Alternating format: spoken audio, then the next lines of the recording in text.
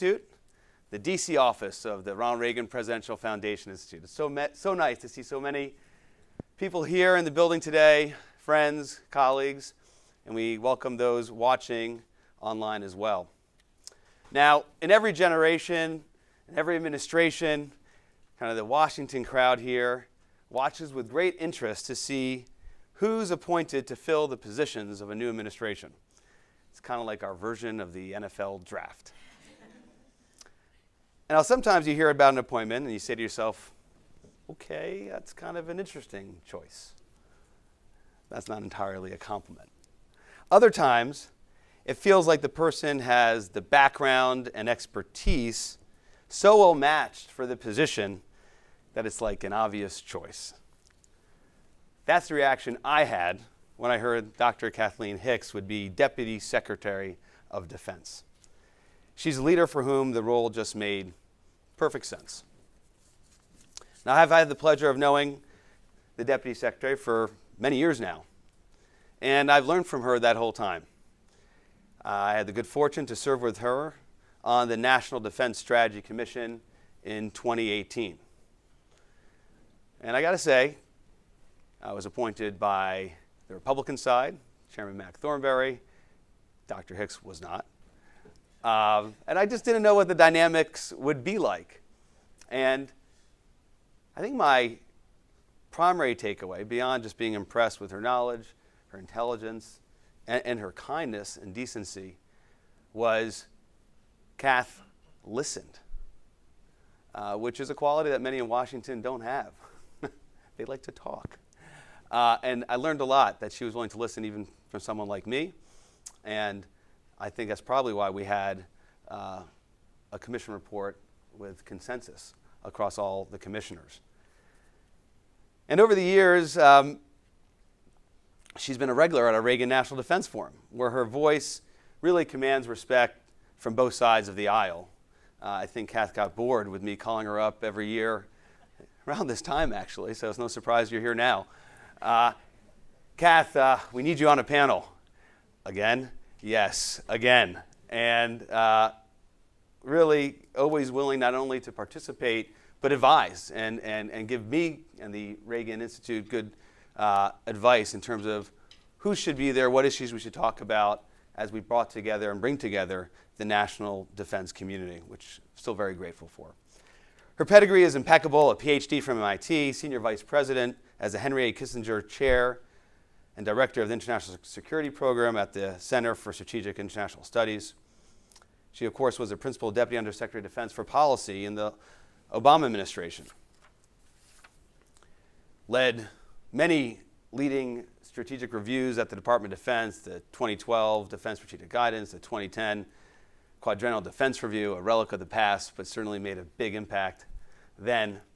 Crafted guidance for future capabilities, military posture, contingency and theater plans. Kath is clearly no stranger to strategy and planning. Now, in her current role as Deputy Secretary, she's tasked with overseeing internal management of the Pentagon, as all Deputy Secretaries do. But her background is so stellar and known and expertise in strategic thinking that her responsibilities are truly broader than that. That's why we're so honored to have her here today to talk about the administration's vision for the strategy we need to meet the global threats we face and how we can properly resource that strategy. Now, given how much the world has transformed in just the past few months, the National Defense Strategy is, of course, highly anticipated. This is the unclassified version. For those who have seen the classified one since March, they know what will come, though they can't speak about it. And what I think we all know is that it will be highly consequential. How does the shifting security environment in Europe change things, given, of course, the war in Ukraine and Russian aggression?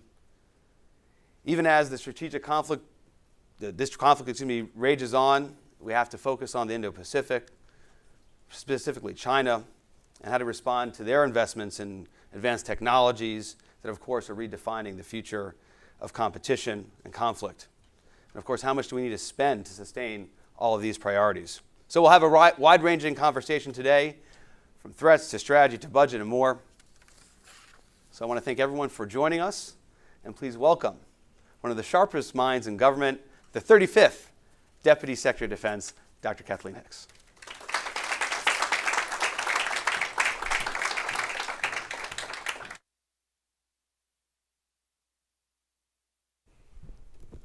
All right, hopefully this mic is on. You'd think after having run a lot of think tank events, I would know better than to wear a dress on a day when I'm supposed to speak, but I think this will work. And also, they've elevated me to my highest height ever. So first of all, great thanks to Roger and for the full team here, to the Reagan Institute for hosting today's event. I have had the great pleasure of working with Roger for years in the past, and attending, of course, the events out west. And you all do really important work. And I will say, I think it's a testament, today's event, I hope, to our ability to continue to bridge across really challenging political divides, to have a conversation on serious topics and keep that going on across the political spectrum. So I thank you all for hosting me. So I'm here today to talk a little bit about the National Defense Strategy and the President's Fiscal Year 2023 Defense Budget Request. As Secretary Austin noted when he was addressing the Reagan National Defense Forum back in December, Ronald Reagan, the 40th president, was someone who loved democracy and had an implacable opposition to autocracy. Just walking through the halls here today really reinforces that from the many quotes and artifacts that are here in this building.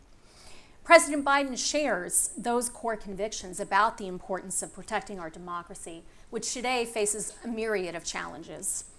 The people in Ukraine remain foremost on our minds. Russia poses an acute threat to the international system, as illustrated by its ongoing war of choice and its brutal tactics. Our national defense strategy fully accounts for Russia's threats in Europe and beyond. But even as we confront Russia's aggression and malign activities, the strategy is clear that China is our military's most consequential strategic competitor and pacing challenge. And our strategy also acknowledges that we face additional, persistent regional threats, including those emanating from Iran, North Korea, and violent extremist organizations, as well as transboundary challenges like climate change that affect our missions and operations. In an address to the American people in 1983, President Reagan spoke about his defense budget request in this way. Budget is much more than a long list of numbers, for behind all the numbers lies America's ability to prevent the greatest of human tragedies and preserve our free way of life in a sometimes dangerous world. Similarly, this administration built our budget request in direct response to the objectives of our national defense strategy. Our strategy has 4 priority objectives. First, defending the homeland, paced to the multi-domain threat that China poses today and can in the future. Second, deterring strategic attacks. Third, deterring aggression while being prepared to prevail in conflict, prioritizing the PRC challenge in the Indo-Pacific, then the Russia challenge in Europe. And finally, building a resilient joint force defense ecosystem. The President's Fiscal Year 23 request of $773 billion, a roughly 8.1% increase over the 22 request, and 4% above the just inked FY23 omnibus, makes the investments we need to implement the strategy by pursuing 3 approaches which connect our means to our ends. Our first approach is integrated deterrence. We seek to network our efforts across domains, theaters, and the spectrum of conflict to ensure that the U.S. military, in close cooperation with the rest of the U.S. government and our allies and partners, makes the folly and costs of aggression very clear. The combat credibility of the U.S. military to fight and win is the cornerstone of integrated deterrence. That is why our top-line request for fiscal year 23 includes $276 billion for procurement and for research development, test and evaluation.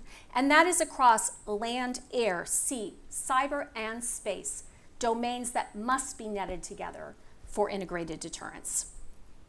Of note, across that spectrum of conflict, we also are investing $34.4 billion in recapitalizing the nuclear triad. Campaigning is our second approach, and it's related.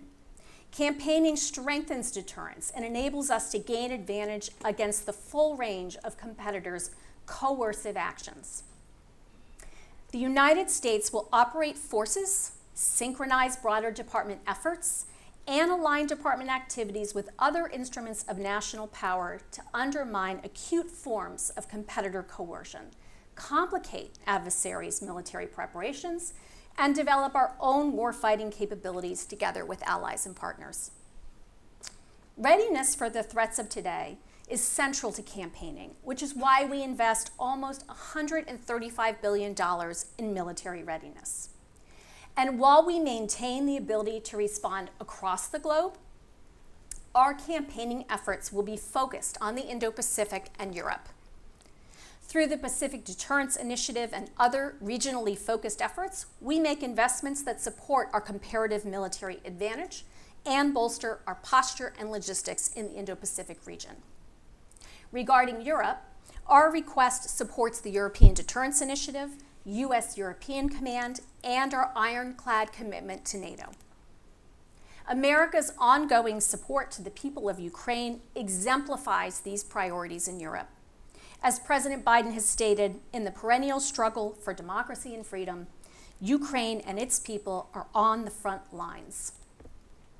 Thanks to the responsiveness of this administration and the United States Congress, we've already delivered over $4 billion in security assistance to Ukraine since the start of the administration, and over $3 billion since the invasion on February 24th. That's remarkable. To ensure the Ukrainians continue to get the capabilities they need to defend themselves, the President has recently made a request for an additional $33 billion of assistance, $16 billion of which will be for the Department of Defense. Earlier this week, I was in Troy, Alabama with President Biden, visiting the Lockheed Martin facility where our Javelin missiles, which were an early game changer in Ukraine, where they are produced. We were there to thank the women and men who work at that facility for their tireless efforts in supplying the Department of Defense and our allies and partners.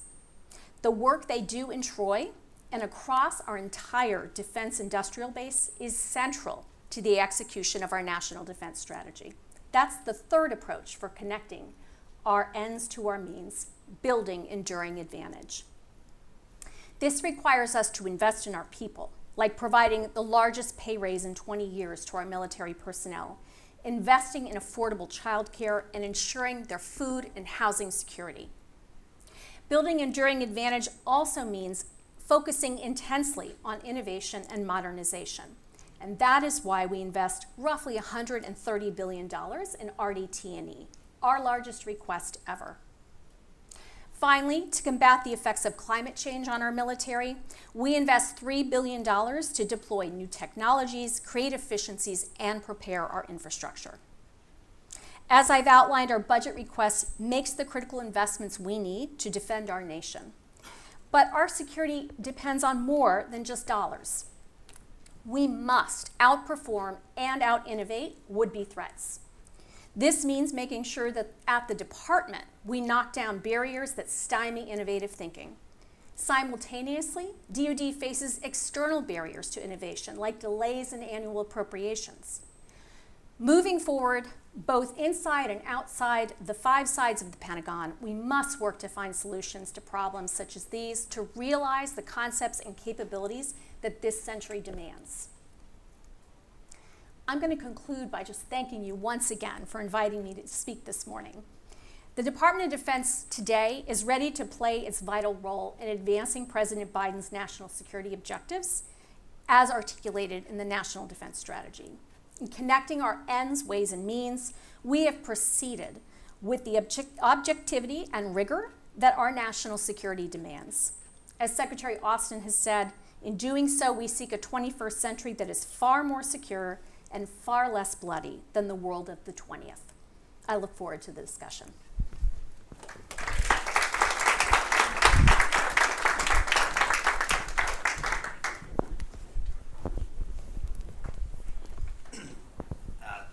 Dr. Hicks, for those comments again, and for being here today. We'll have about 25 minutes or so of discussion, and then we'll open up to the audience here for their questions. Again, so appreciate you doing this. Writing a defense strategy, coordinating with the White House. You want to make sure that follows a national security strategy. And of course, you probably think, all right, please let the world cooperate so all our assumptions in that strategy don't change. How's that going for you? It's going well. Okay. Which part of it would you like to tackle first? So let's take the Russia piece. Okay. Russia has not been shy about its intentions. We've seen from Chechnya, Georgia, Ukraine previously, Syria, and certainly even last spring with the exercises the Russians were undertaking on their border with Ukraine, a very clear set of aggressive activities that signaled well to us this way in which we've talked about it as an acute threat. You combine that with the election interference, other non-military approaches the Russians have undertaken, cyber activities, et cetera. Pretty clear pattern. So the fact that this time they actually went across, which of course we had been signaling well before this most recent invasion that they were going to do, was not a surprise in our strategy development. And the United States has invested very well since 2014, in particular in the European Deterrence Initiative. We built a lot of capability. There's over 100,000 U.S. military forces today in and around the European theater. We're in a good position there. So that piece, I think, fit very well with how we were thinking about challenges of the future. Our NATO allies, I think the biggest surprises around Ukraine are the fact that our NATO allies have really embraced the moment. Partners have as well, both in the region and beyond. And of course, the Ukrainian people have really demonstrated the will to fight for your country, to protect democracy, is probably the most powerful tool that any of us have in protecting the international order and our freedoms within it. So we'll get to the White House piece, coordinating the White House as well to get your NDS to follow the NSS. Of course, the National Security Strategy has not come out, and pretty creative way you guys handled that. Unclassified delivered to the Congress, a 2-page fact sheet, so you try to nest it within resources.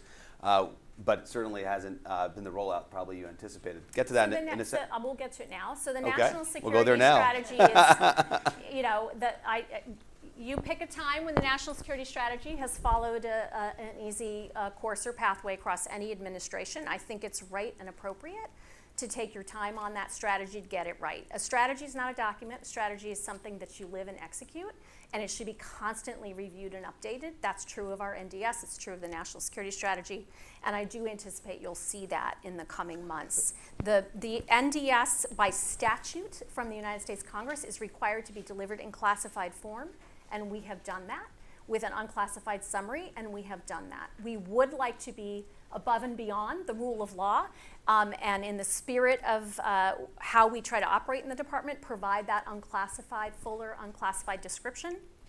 But it's appropriate to wait to see how the NSS is built out, so we make sure it's best nested there. Well, let's stick on that thread for a minute.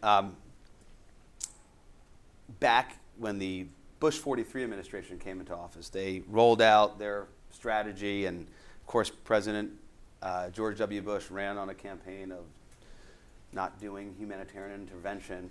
9/11 happens.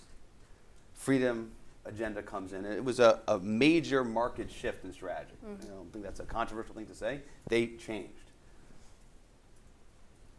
Is this moment a similar moment?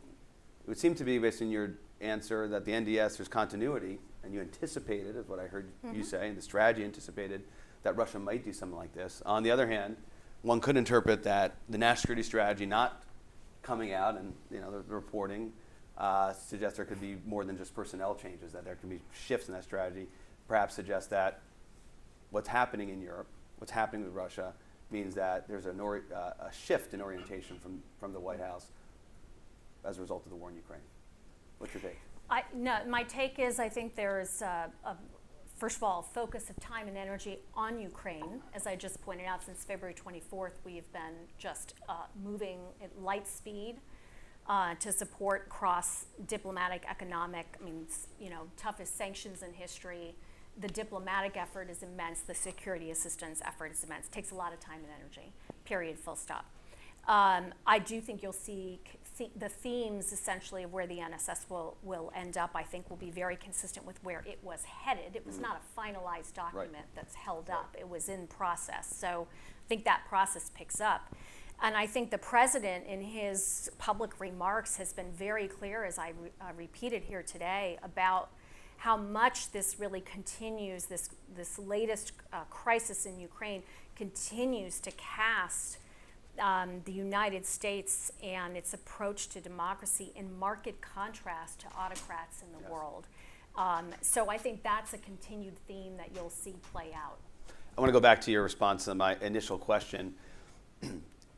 And I agree with your response that the strategy, not just of this administration, but the previous administration, where the Congress went with the European Defense Initiative, we were concerned that Russia may do this again. It wasn't the first time Putin invaded a country in Europe. Georgia, obviously, was the first during Putin's reign. At the same time, I think it's reasonable to say that deterrence didn't work. Meaning, we anticipated this, we thought it was a problem, we tried to put the tools of deterrence into place, whether you want to call it integrated deterrence or some other deterrence. Wouldn't you agree that we didn't deter him from what we sought out to deter him from doing? This is a war of Russia's choice. It's a war that can stop at any point that the Russians choose to. And the Russians chose to, by all accounts, Vladimir Putin chose to go forward into Ukraine, and that's a fact. Our focus on integrated deterrence, as I said, at the Department of Defense, is fundamentally around combat credibility of U.S. forces, and we're confident that where we bring that to bear, that will be the cornerstone of how we think through integrated deterrence, which I think is the question. Ukraine is not a place where the United States had the security commitment it has around NATO, or that it has made even, for example, with regard to Taiwan. With regard to the military assistance side. So that's my answer, which is what we focus on in the Department of Defense is bringing that combat credibility forward. You note that the Russians have not attacked NATO territory, and we continue to stand by that deterrent as quite effective. Very smart answer, Dr. Hicks. But I just want to pursue a little more. No, but. If it was, you did very well. But just to pull the thread on this, truly understand, because you're right, from your perch in the view of the Department of Defense, deterrence begins to make sure that we have the combat credibility that no one's going to challenge us. Mm-hmm. And the next layer is challenge our alliance, would be NATO. But wouldn't you agree that part of what we were seeking to achieve, certainly the last defense strategy and this administration, was to deter the Russians from going into Ukraine? I mean, that certainly was part of the deterrence I think we've all sought since the occupation and annexation of Crimea. There's no doubt that the United States has been clear that that violating the sovereignty of another country is against the principles we stand for, and that we would bring all of our thoughts to bear on how to do that. The economic sanctions that we have put into place around this particular invasion of Ukraine, alongside, importantly, not just NATO, but other countries of the world, we have not yet seen the full effects of that, and most importantly, Russia has not yet seen the full effects of that. I think those are tremendously powerful. They clearly were not convincing to Russia in advance. Not clear anything would have been convincing to Russia in advance. I'm not going to try to get into the head of Vladimir Putin.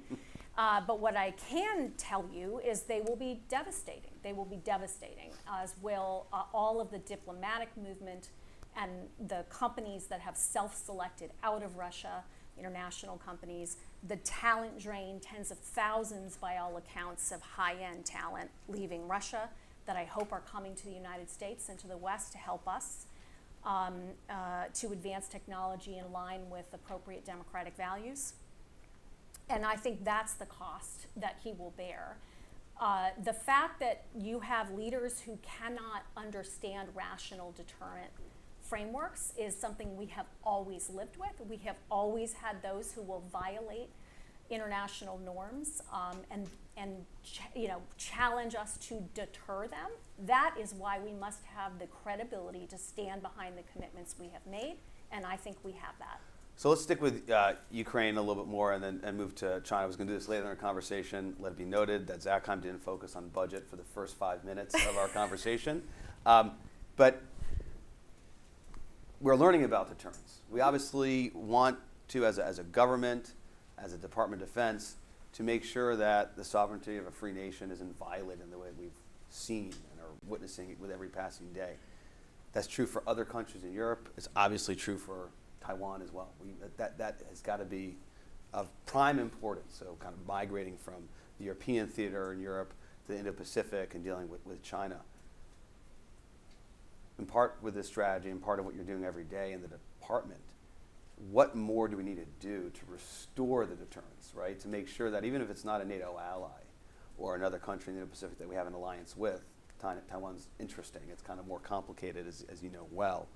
What else do we need to do to restore deterrence so whether it's a Putin or a Xi, they don't come away from what's happening right now and think, I can get away with this? So we are facing what I would call complex attack dynamics from both China and Russia. They span the spectrum of conflict from day-to-day activity through what often is called gray zone or hybrid. The Europeans prefer hybrid activity, and all the way up through advancing their nuclear capability. The United States has traditionally been far less agile across that spectrum of conflict and at pulling together all the elements of the domains of conflict.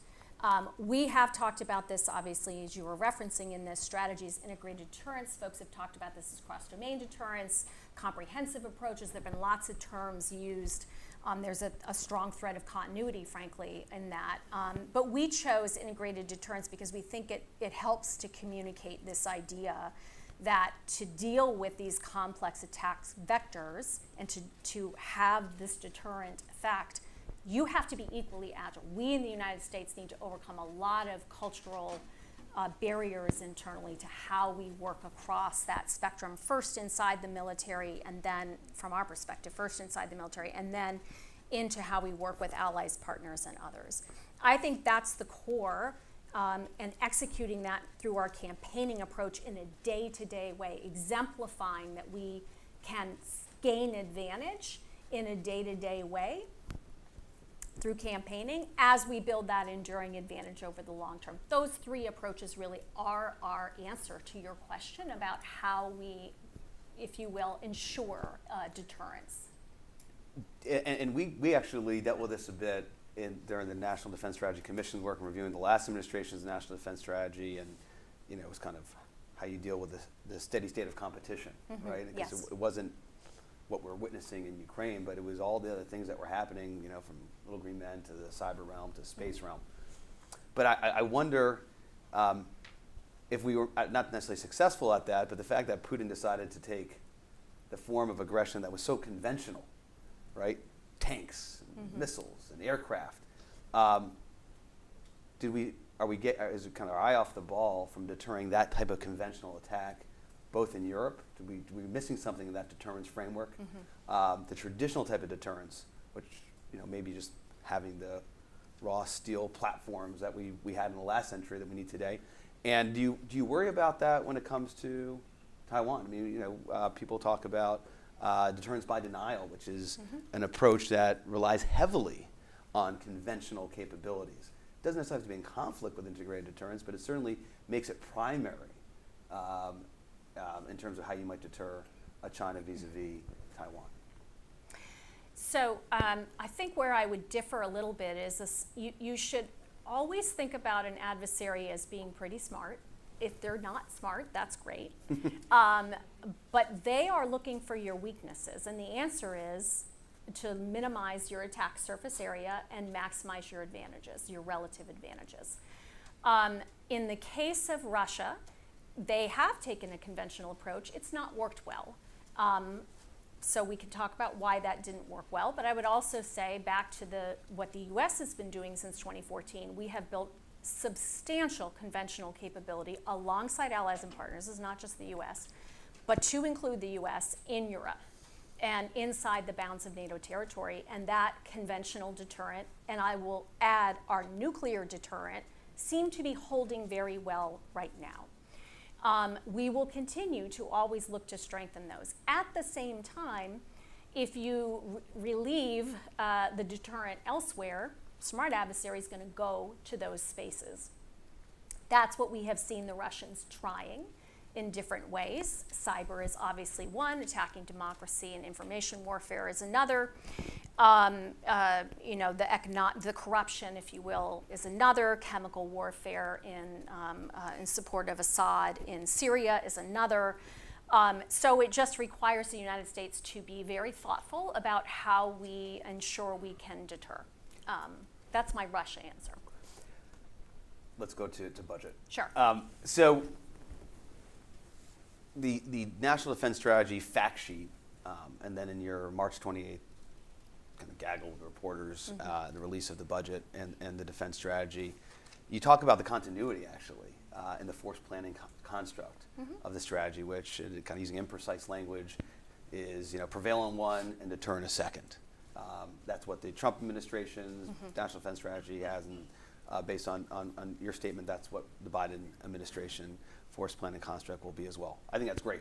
To me, it's an area where there should be continuity and recognition that we can't become so regionally focused that we take our eye off the ball elsewhere. Certainly events reflect the wisdom of that approach. Of course, to do that, you need a budget that could support that reach. A budget that is truly trying to build a force that's global in nature. And many people who are concerned about that kind of force planning construct look at the budget and say, you see, you're not resourcing this strategy seriously enough that can sustain that kind of force planning construct, that type of strategy, in which case we just have to realize we're going to do less with less and make some hard choices. What's your answer to that critique? We have more than $250 billion dedicated to defense. As I said in my remarks, it's 8% above what we asked for last year. We matched it to the strategy. Sort of known as somebody who does my homework. I promise if anyone opens the books, I've done the homework.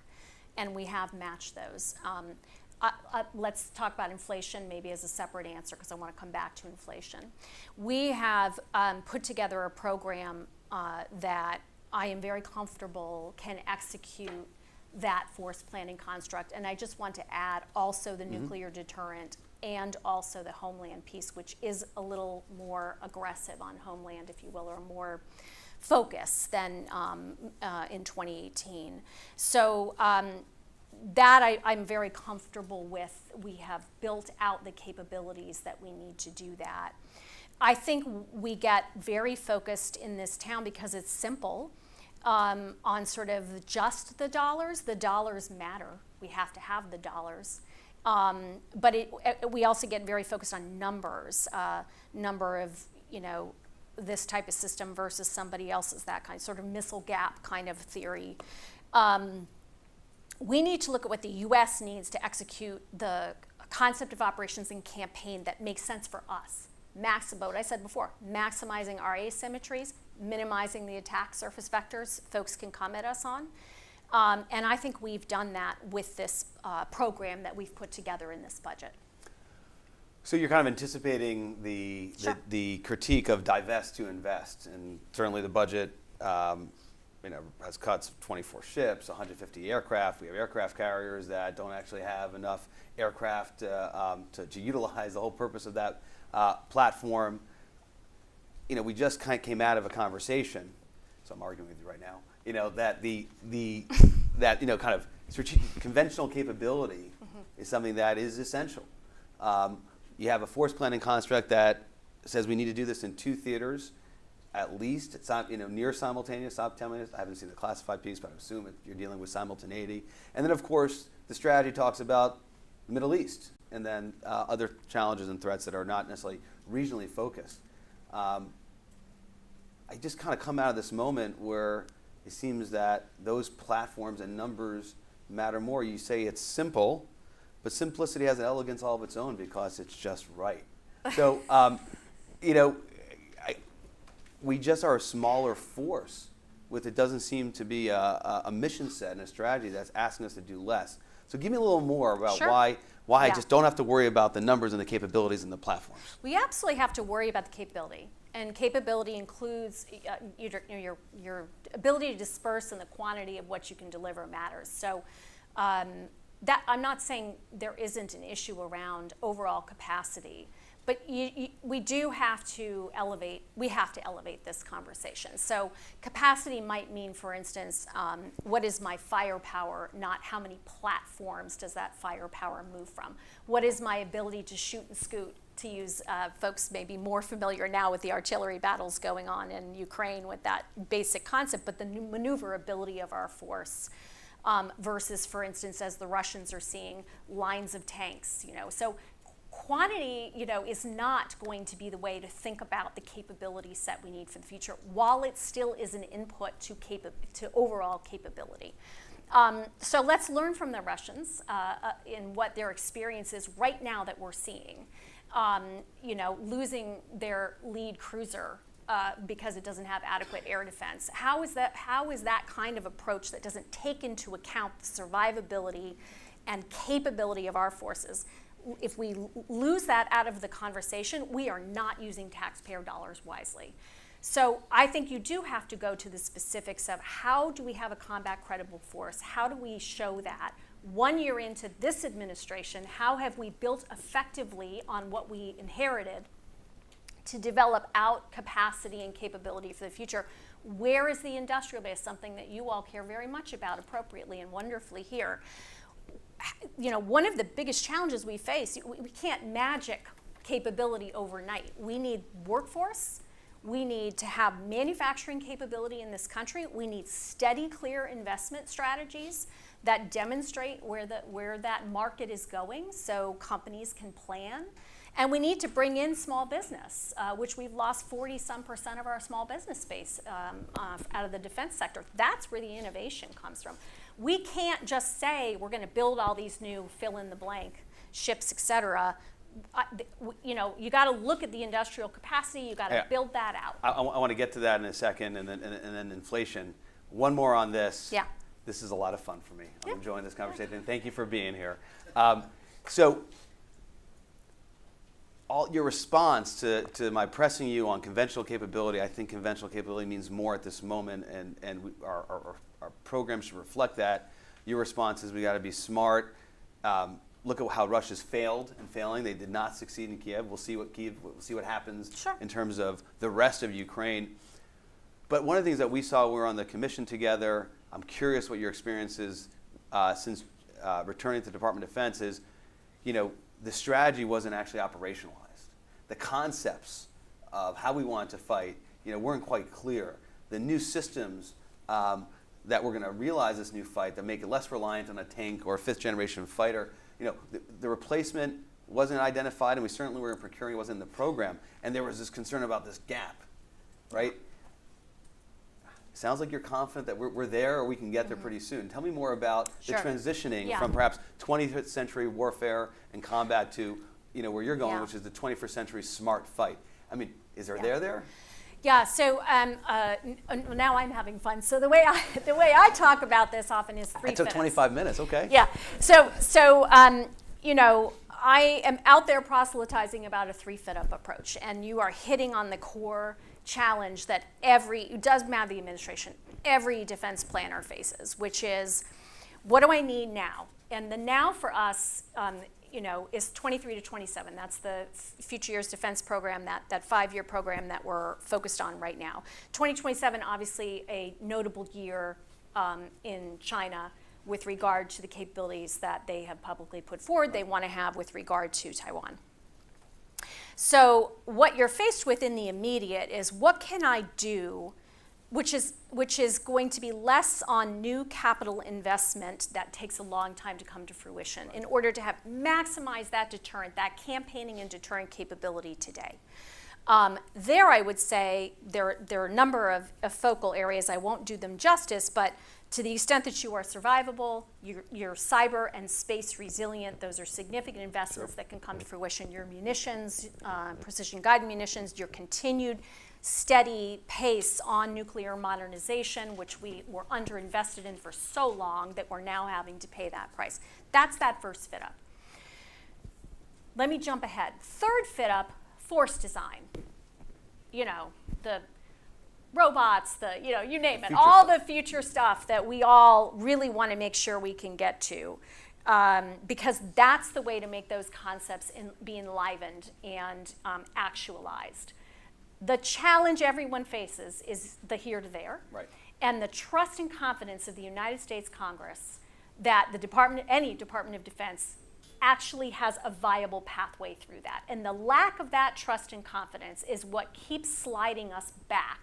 So that first fit up is just the reality we live with forever. That is the task that I think I face right now as the deputy for this Department of Defense, almost more than anything, is how do we build out, given the great authorities that Elaine Luria developed alongside support from Congress in middle tier acquisition, the concept work that's underway under the Joint Warfighting Concept effort and what the individual services are doing, Joint Force 2030 for the Marine Corps, for example. Marine Corps Force 2030, sorry, for the Marines. That's really the challenge. How do we show that we have a viable pathway through that middle period to the force design? So we have a number of initiatives, I don't know how much time you want to get into on this, a number of initiatives underway to do exactly that. Pathway finders, making sure that digital backbone, our ADA initiative, our Radar initiative, which is tying the concepts to actual capabilities that can be fielded. I think that's where we have to make a lot of progress. And again, I think that would be true in any period of time. That's a real challenge. Not going to pursue that, although it's super interesting because I want to get to questions from the audience, and I got two more issues I want to hit on. Inflation, and then industrial capacity. Sure. Industrial capacity in some ways gets back to our discussion about investments and conventional type of platforms. First on inflation. Yep. You know, I'll give you that it's 4% growth from enacted, but the inflator was just so incredibly low. You acknowledge this in your March 28th briefing, 2.2% is just not accurate. You have the chairman of the Joint Chiefs testified before the House Armed Services Committee saying it was obviously inaccurate. And so the reality is, because of inflation, you're not going to have the buying power that you so need to realize this program you've just shared with us. You probably had to wrestle with OMB even to get to that 4%. You know, it's admirable, but the world is what it is. You know, the Fed increased rates yesterday knowing that it's going to take a lot more to reduce inflation. We're going to be anywhere between 8 and 10% by the time we get to appropriations for next fiscal year. So that 4% is basically going to be, you know, net cut to the Department of Defense. Feel free to disagree with that characterization. I'm interested in that. More interested in what are you going to do about it? And I'll highlight something you said on March 28th, if I can find it in my notes here. But you said something to the effect of, I'm going to work with Congress through this summer on how to deal with this. So, you know, assuming that I'm right about inflation, 8%, what do you think is going to happen with Congress this summer? Sure. So the first thing I would say is the best, and I have said this on the Hill, the best inflation buster we have is on-time appropriations. That 4% is 4% more than we would get if we stay on a CR, and I think we all know we're going to be on a CR. So I think we need to put our money where our political mouths are, if you will, on Capitol Hill and get the on-time appropriations regardless of whether it's the... So is that what you meant by working through the summer? No, I'm going to come back to that. Also for 23, we don't know what that inflation number will be. The inflator we used last fall, which is how we do it the collective we do it every year, is always just a forecast. Where inflation will be in September, let alone this time next year, we don't know. But we want to work with Congress on the 23 budget to make sure that we have the purchasing power for this program. If at the end of the day, it's this program with an inflation factor that is again going to be a projection by the United States Congress that we all feel is closer to accurate, and then we work on through supplementals next year anything where we're off if for some reason that's low. I think that's a really good outcome for us. We want this program, bottom line. This summer, my point is, we have trouble in 22, and Congress had just passed the omnibus, gave a little bit of support for fuel, but the actual inflation issue is a now inflation issue because I don't know what the inflator is going to be next year, so I have to deal with how we're thinking through this. So this summer is about period. 22. This is about right, 22. with that $25 billion whatever addition that the Congress gave in, and to realize as much as you can of that, and then 23, you're still optimistic that 2.2 will hold?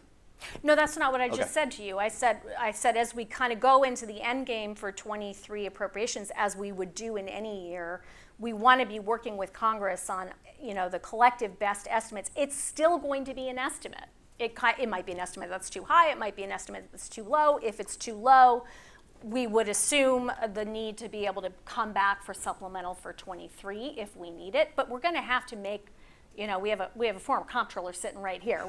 You're going to have to make our best guess collectively. It's never going to be quite right. The question is how close to right are we? How much can we absorb that inside the program? If we don't feel we can absorb it, rest assured this Secretary of Defense is going to go to the President and seek assistance to get further resources from Capitol Hill for the buying power for this program. What we don't want is added top line that's filled with new program that we can't support and afford in the out years, and that doesn't cover inflation. So that is my number one concern. The Deputy Secretary just gave a message to the U.S. Congress right there in terms of what she does not want, as Congress may and probably will likely try to add to the budget, in part to deal with inflation, in part because other priorities. This is where I want to end, and then we'll go to questions from the audience.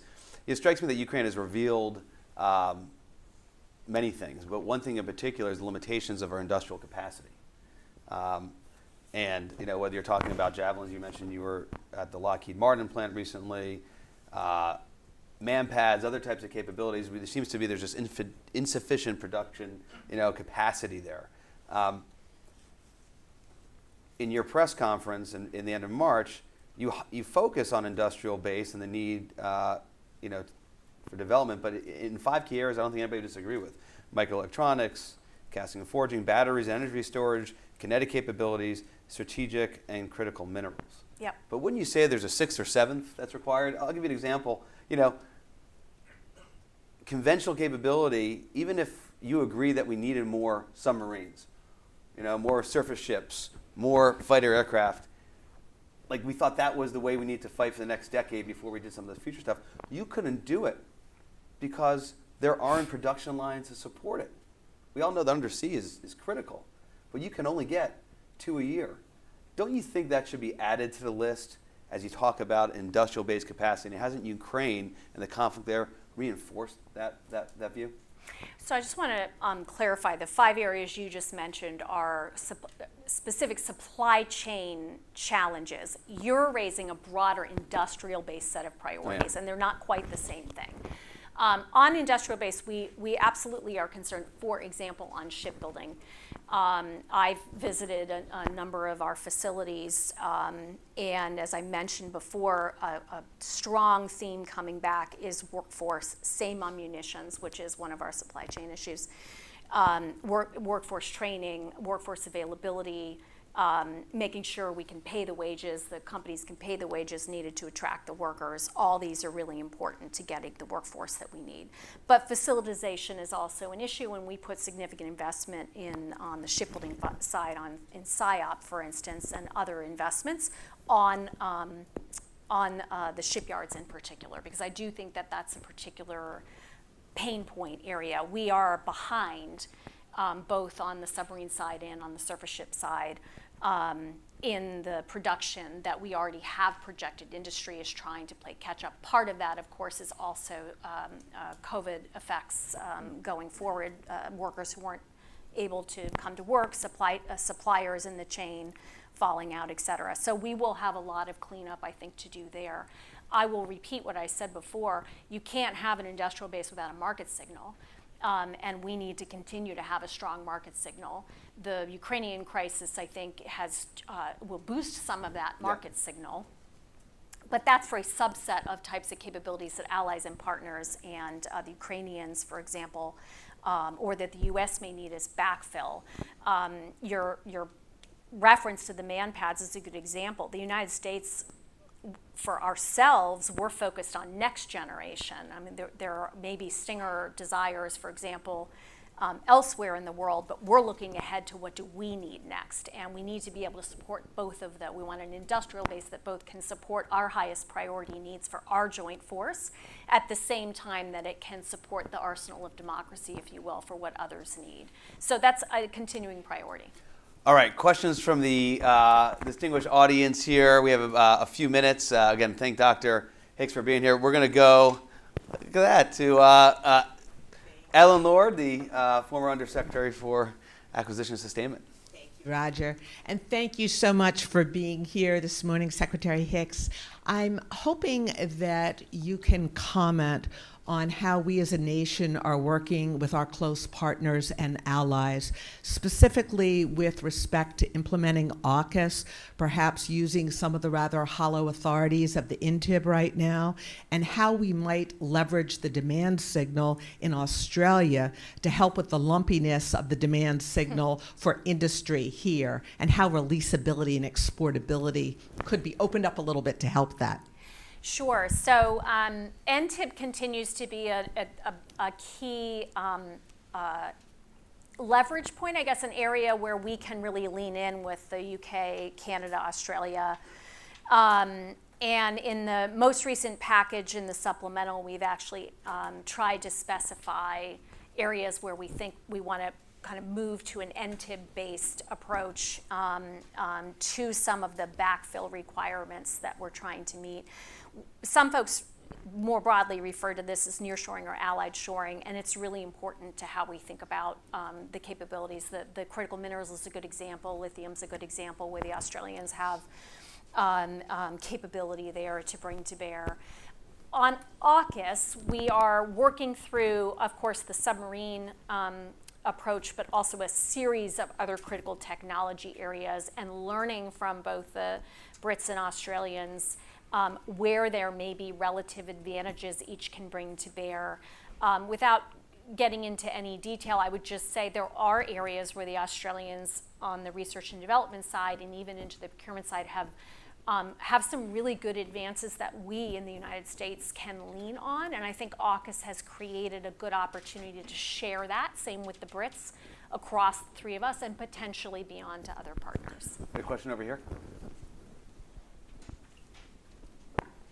Hi, Valerie Insano with Breaking Defense. So earlier this week, the Pentagon sent a $1.5 billion reprogramming request over to Congress, asking to shift some funds around so that the Pentagon could ramp up Stinger and Javelin production. Obviously there are some issues with both lines. Javelin's in production. Lockheed says it needs funds to expand that. Stinger's in production for an international customer, has obsolescence issues. So this money that you guys are asking to shift, what does that cover specifically? Does that help to cover some of those issues, or, how many Stingers and Javelins does this actually give you coming off the lines again? So the funds that were requested are a result of some of the supplemental funding we've already been provided. And it's at the end of the 30-day notification period for Congress, so that's why it's coming out this week. So it's sort of been in the plans. We've had the notification. We're now approved for the Army to start working on that. So just want to clarify what that is. Now begins the process of getting into exactly what you're asking, which is with those funds working between the Army in contracting and the manufacturers, trying to understand what is the smartest application of funds to get the best output. So there isn't a set answer to your question yet, but what I can tell you is basically the approach is how to apply the funds to ramp up the production. So for Javelin, potentially going up, not quite double, but significantly, I'm terrible at math in public, but 1.5 times where they are now in monthly production. What would that take? So we're working with them right now on that. And on Stinger, a similar set of questions around obsolete parts and planning efforts in addition to production. I mentioned the workforce piece of it. Some of the funds might be going to the facilities, some of it might be going to workforce, and that's something that the Army is going to be working with the manufacturers right now. I'll just say one more time, it's important to remember that those capabilities, we want to be able to produce those capabilities for allies and partners, but we are looking ahead too to where we want to go on our munitions. And that was on track, if you will. So now it's also about managing through both creating that, generating that capability for others, some amount of backfill potentially on the U.S. side, but really making sure we're staying on track for the capabilities we need for the joint force in the future. So we have a few minutes left, so I apologize. I'm not going to get to everybody who's raised their hand. I saw Tom Carrico from CSIS.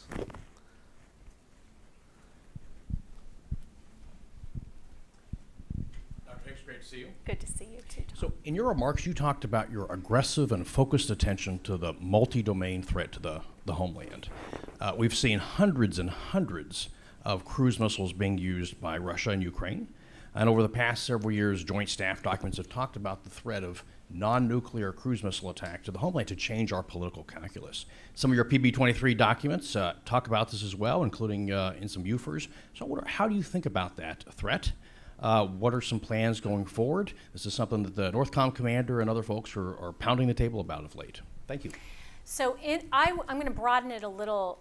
Tom, great to see you. I'm going to broaden it a little to integrated air and missile defense, whether it's unmanned systems, low, slow flyers, as we used to just call them, up through the cruise missile challenge, which, we have long had that challenge from Russia to think through.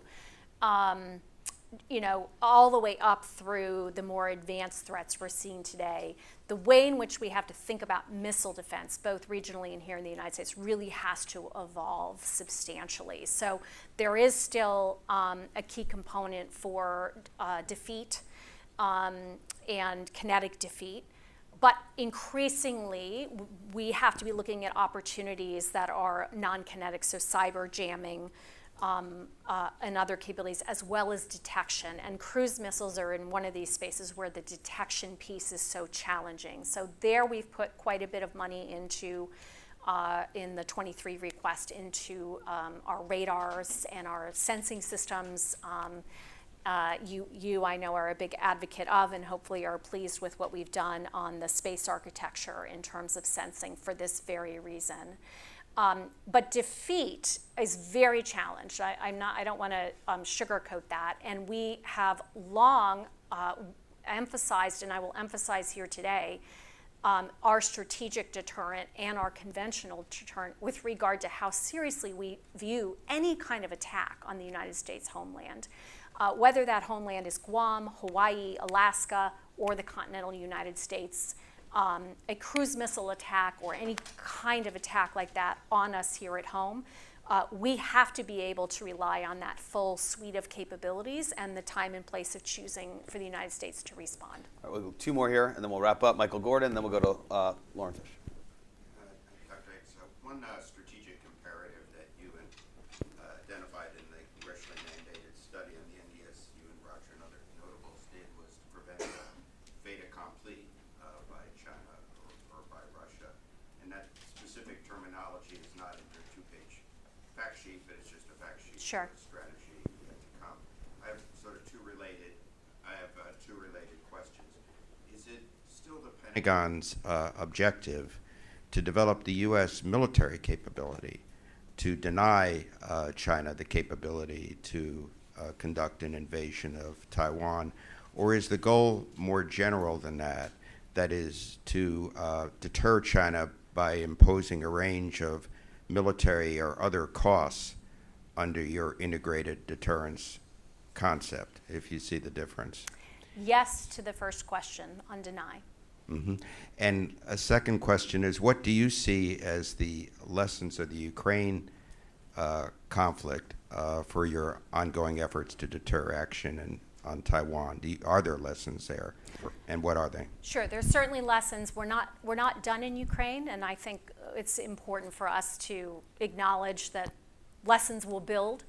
I think a major lesson is the importance, as I said before, of the demonstrated will to fight and capability to fight of anyone who's trying to defend their democracy. And I think Taiwan has that as a clear takeaway, as well as you've seen in the press, making sure that they are investing themselves in the self-defense that they need to have. And of course, under the Taiwan Relations Act, we are here to support their self-defense efforts. So working closely with them on those capabilities, but it's not just capabilities, there are also some institutional or there's some more reform efforts that they need to undertake that they are focused on now, and we're there to support them on that. More broadly, I think the big takeaways are that when you get one of the asymmetries, as I mentioned, that the United States has, that China and Russia have lacked, is that substantial throw weight of market economies. That when they choose to bring that to bear, it can have devastating effect. As I said, I think that will build over time here and is a big lesson, not just for the Europeans to sort of see what they can bring to the table, that they can also bring their citizens along to increased investments in defense as well, but also what the Chinese will take away from the costs of aggression. Lauren, quick, because we're already over with the Secretary's time. Quick question. So upon your confirmation, there was a CAPE memo that you had sent. There was press reporting about, including things like looking at the fighter mix in the FY23 program, as well as unmanned maritime. How have your key investment areas changed, if at all, since that memo about a year ago, especially given events in the world? So that was not a key investment memo. That was a memo on issues for the program review, and we'll do another one this year. So we always are shifting, if you will, the areas that we think are most important to investigate, just to clarify, which is a little different than most important to invest in. And I would say coming out of the NDS analytic work, we have developed out some of those areas. We have a few others we want to investigate further this year. I'll just highlight a few very broad areas. Contested logistics is one that we're very interested in exploring, and that was before watching the Russians be so challenged on their own border, but we certainly know logistics is a big challenge that we want to make sure we can protect. Cyber defense, for example, is a big piece of that. And I would also point to homeland defense, how we think more broadly about the way in which our homeland plays into challenge those complex threat dynamics that come against the United States in any kind of major conflict. But there will be several more than that. That's just a few examples. Join me in thanking Dr. Hicks, Deputy Secretary of Defense, for joining us today. Stick around, we'll have a distinguished panel coming up next. Yeah, thanks so much. That was fantastic.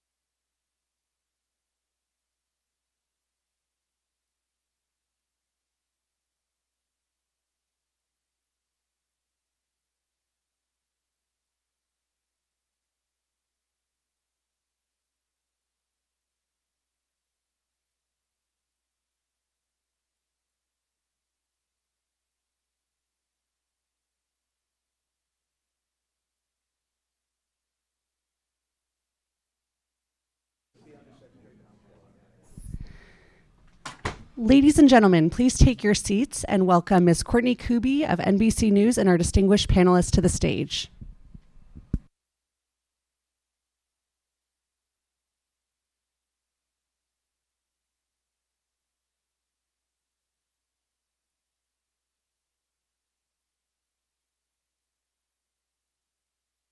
Thank you all for being here. Thank you to our wonderful panel here. It's hard to follow on such an interesting discussion like that, but we will try. And I think we're very fortunate because we have such a wealth of knowledge sitting up here to talk through these issues with us today. My mic is very loud. So first off, we have, of course, former Undersecretary of Defense for Policy, Michèle Flournoy, who we are very fortunate because she can talk to us as somebody who knows the policy side of the National Defense Strategy and the budget. And then we have two people who, of course, really need no introduction, but Congresswoman Elaine Luria, a Democrat from Virginia and a current member of the House Armed Services Committee. And then, of course, the Honorable Mac Thornberry, former chairman of House Armed Services Committee. And so they can talk to us with a wealth of knowledge about the appropriations process of this. So I want to start in a very general sense, because as we all know, Ukraine, Russia has really dominated the national security space for a while now. And I think realistically probably will continue to do. So despite the fact that the NDS really does focus on China, I'm curious if you could give me sort of your broad takeaway, each of you, about whether you think, how you think the NDS, if it should have focused more on Russia, just given what's going on right now, and whether you think, how you think the overall security situation right now in Eastern Europe should be impacting the NDS more, if it should. Secretary Flournoy. Sure. So first of all, thanks for hosting us, Roger, and putting this great discussion together. I actually think that the strategy got the balance about right. We have a tendency, as do all countries that confront near-term crises, to sort of focus on the 5-meter target, the immediate challenge, and there is a risk that we could put all of our bandwidth into today's challenge and really underperform in terms of preparing for the future. So I think what they've tried to do by saying, look, Russia's invasion of Ukraine is the acute challenge. We absolutely have to focus on helping Ukraine beat back the aggression, make sure that we're as strong as possible in deterring any further aggression against NATO and so forth. But we have to keep a good portion of our bandwidth focused on preparing for that more significant threat from a rising China in the longer term. And so, if you are the Defense Department of a global power and a country with global interests, you've got to be able to walk and chew gum at the same time. We have to be able to do both the near-term crisis management piece and the long-term preparation. Now, that's easier said than done, and I think I really like Dr. Hicks's framework of thinking in 3 FIDIPs. And while I agree that the transitional middle one is the hardest one to get right and to convince Congress of, I personally believe that even on the China side, deterring China against Taiwan, there is a near-term deterrence challenge that we need to be focusing even more of our attention on. How do we take the capabilities we have, combine them in new ways with new operational concepts to meaningfully strengthen deterrence in the next 5 to 7 years vis-a-vis Taiwan, given all of both the actions and the rhetoric coming out of China under President Xi. You really think that the U.S. and the world has 5 to 7 years before President Xi acts on Taiwan? Let me think it through. So right now, President Xi is pretty focused on dealing with a COVID crisis that is not getting any better. His economy is suffering. And slow growth is always very frightening for the Chinese Communist Party in terms of maintaining their order and control. And he's got the 20th Party Congress coming up, where he's going to want to focus on stability and consolidating his power. I also think that he wants to pursue a political and economic coercion strategy first and foremost vis-a-vis Taiwan. The use of force is kind of a last resort, not his preferred option.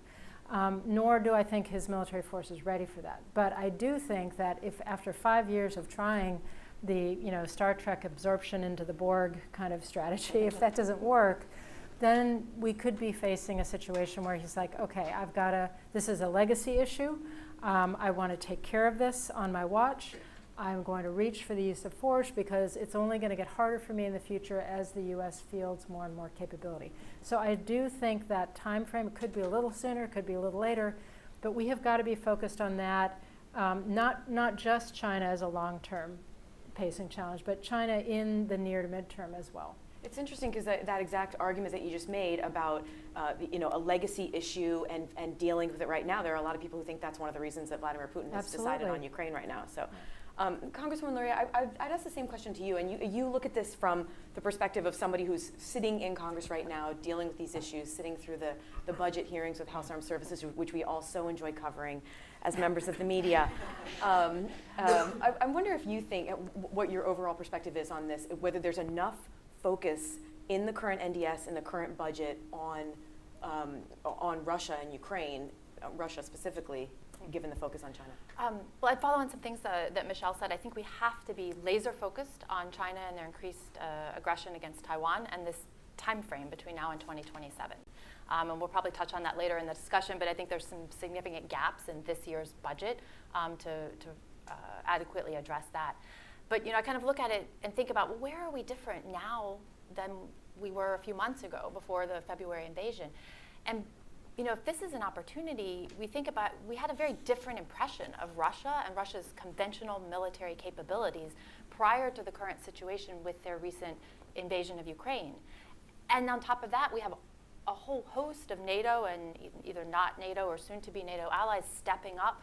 And what the last administration was trying to do is to get NATO to contribute more. And we've been very surprised by Germany and others.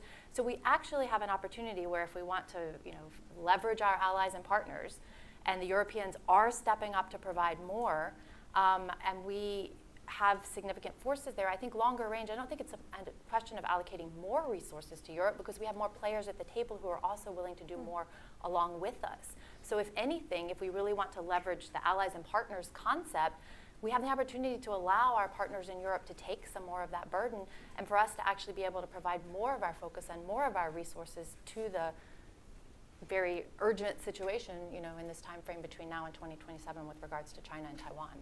Do you have any concerns? Some of your colleagues have talked about concerns about readiness. Like one stat that's come up is that the U.S. has provided 1/3 of the javelins that they had in their arsenal to Ukraine right now. I mean, looking at that, do you think that there is enough built in to maintain the U.S. readiness? Are you at all concerned about stockpiles getting low for that?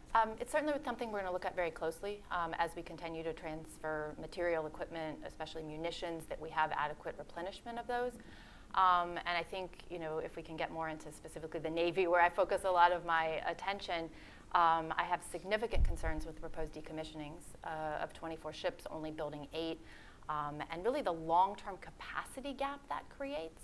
It came up in the earlier conversation about the number of missiles, and in the Navy you might quantify that by the number of VLS tubes. Yeah. If you look in the next 7-year period, we're going to lose over 1,600 VLS tubes. Through the decommissioning of the remaining 22 cruisers, the SSGNs, and the slow procurement of new platforms.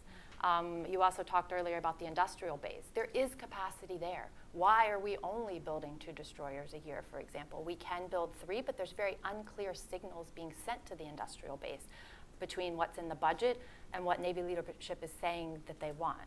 And so I think that there's a whole host of things. It's not only the platforms, it's the munition, and all of that combined together. I think we need to be laser focused on what is needed for the deterrent. I think there's a lot of talk about needing to be able to deter in the near term, but I don't think we're building a force to do that. And it's very clear that you can't build an entire new force in that 5-year period, so we have to fight with what we have today. But we're divesting of that. Rather than being creative, investing in the readiness and maintaining those platforms that we have now that we can continue to use during that window, we're just saying divest to invest. It's obsolete. We need to move on to new concepts that don't actually equal any weapon systems that exist today.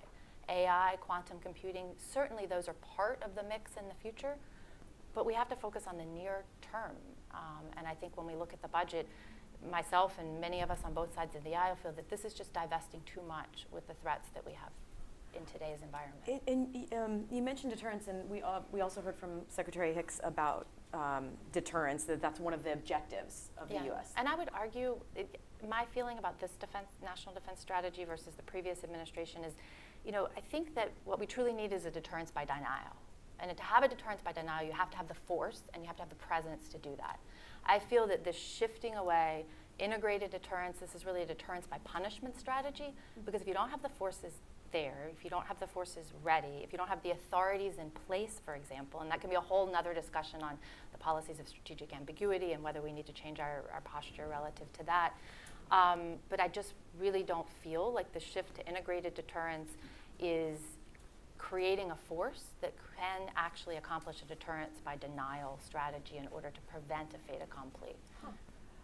Congressman Thornberry, I'd like you to pick up on that, and specifically, now that you're looking at this, I guess, from a step back, and you can look at, hopefully you have more time than now that you're not on the House Armed Services Committee.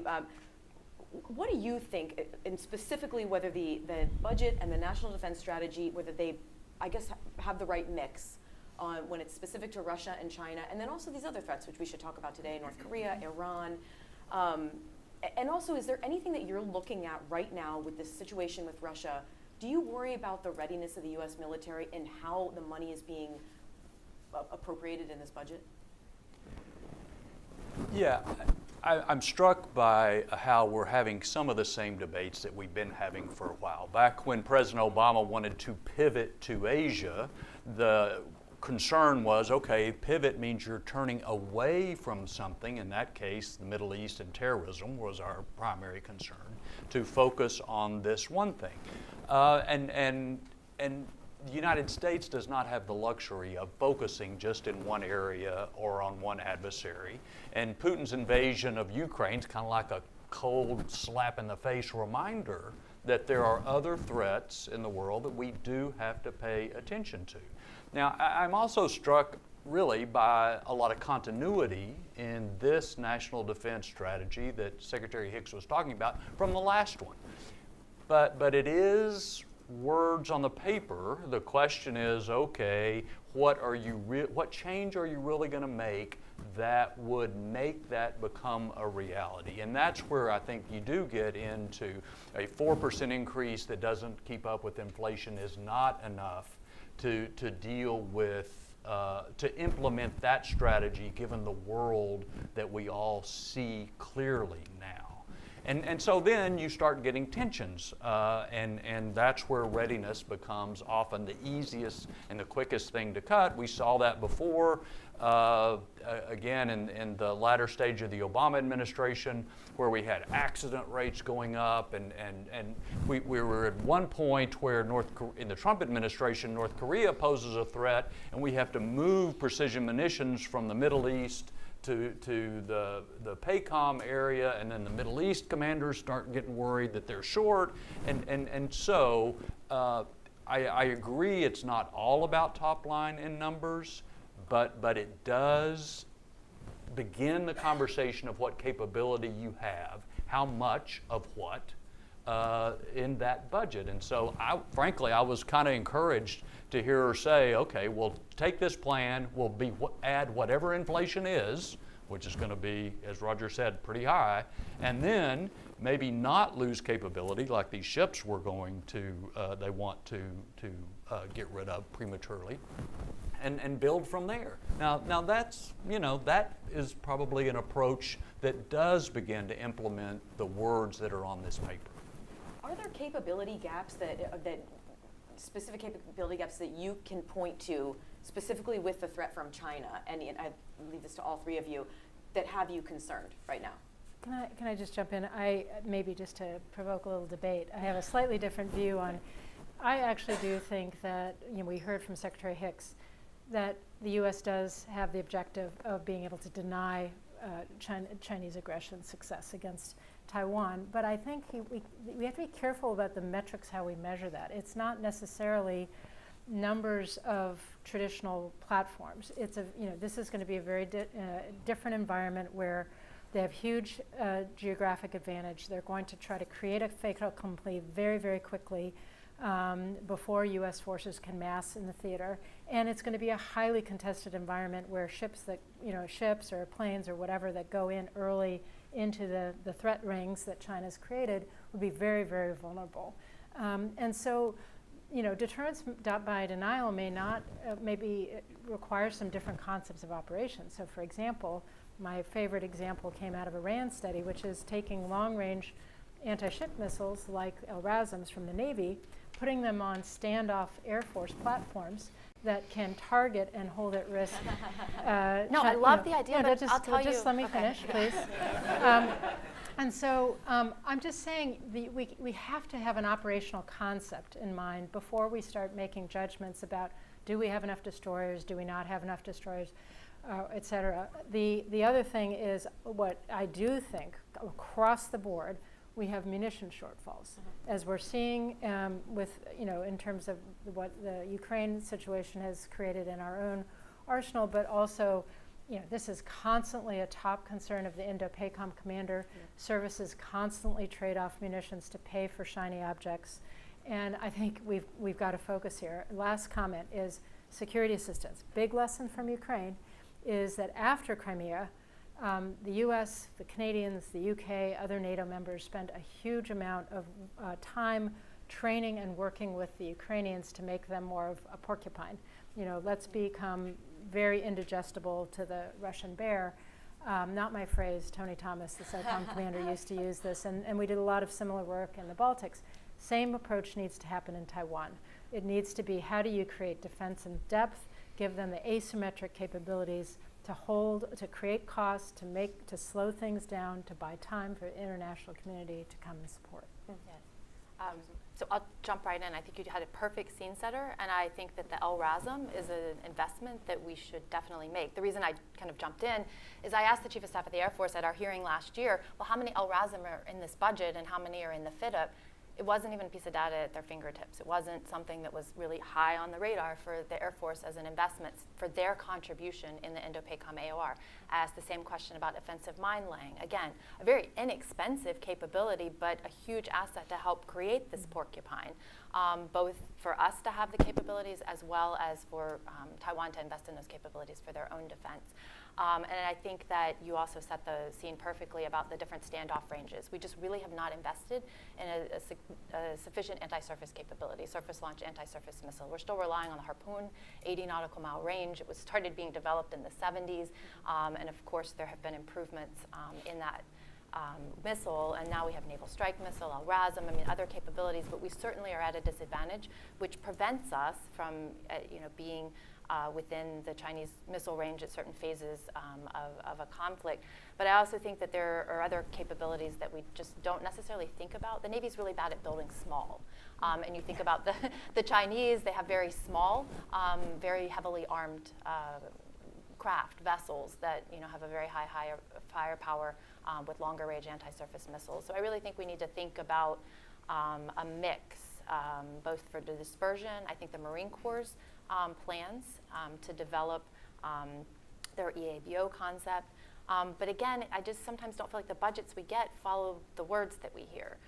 Because the law, the light amphibious warfare vessel that's going to carry the Marine Corps Navy surface missiles, Navy strike missile, as part of that concept for law, for EABO, it's delayed again 2 more years. If we're really looking at a near term, this is a relatively inexpensive investment, not incredibly complex vessel that would facilitate the Marine Corps' dispersion throughout the island chain in order to augment our anti-surface capability.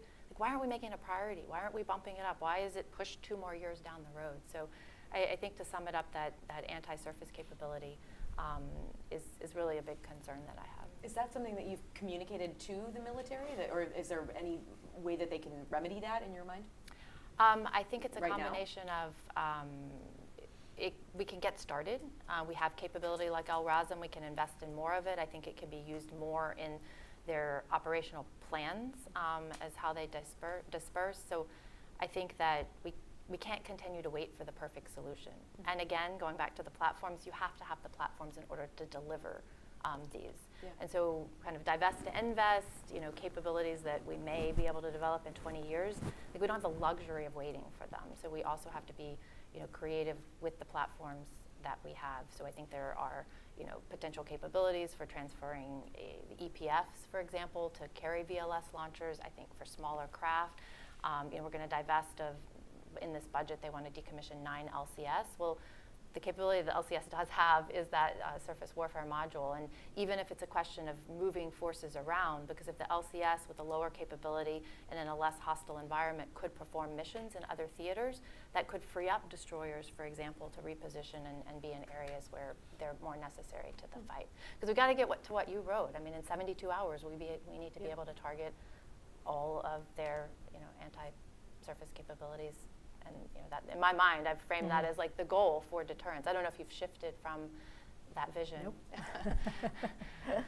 on the issue of deterrence, I'm curious because there are some people who say, the U.S. In fact, Secretary Hicks talked about how the U.S. has been investing so much in the European Deterrence Initiative since 2014. But there are some people who say, well, the U.S. has been investing all of this. They've been training the Ukrainians. They've been providing them, weapons. Russia still invaded. So did deterrence work here? I'm curious what you think of that, and if you think that there is some way that the U.S. can shift deterrence to actually maybe deter China from an invasion of Taiwan, if there's anything that can be done. It is always possible for bad guys to do bad things, and you want to discourage it. You will not always be successful, which is why you need a military to win a conflict in case deterrence should fail. I mean, that's kind of basics.